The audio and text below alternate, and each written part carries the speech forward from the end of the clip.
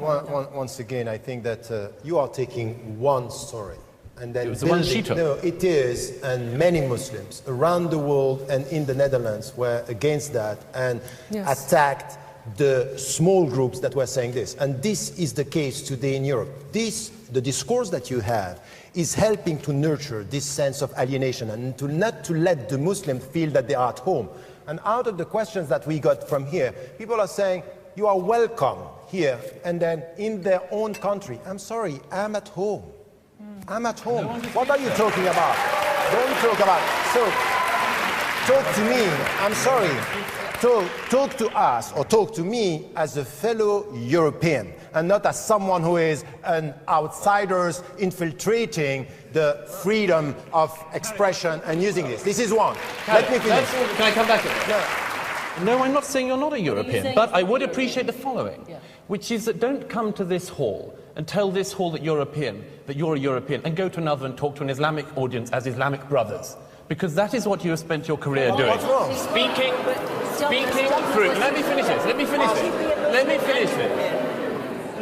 this. And Tariq comes here one day and says, we fellow Europeans, we all speak to each other as fellow Europeans. And another, he speaks to a Muslim audience and says, we as Muslims. Which is it, Tariq? Which is it?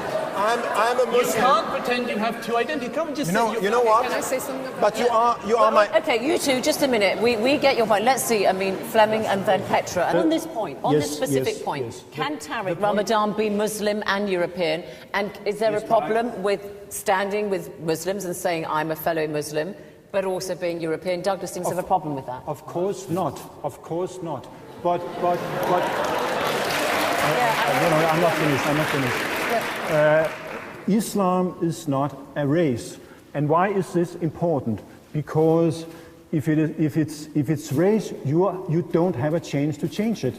I mean, communists were also being discriminated during the Cold War, but that's also an ideology, although another kind of ideology. So you have to insist that Islam is a set of ideas, and you have the freedom to change, to leave, to criticize, to ridicule, and so on and so forth. And it's very, very different You have problems with freedom of speech and what you've encountered amongst some Muslims, is what you're saying. Yeah. Okay, Petra, on this question of identity, I think was the key I mean, one. it almost seems as if the only good Muslim would be an ex-Muslim. And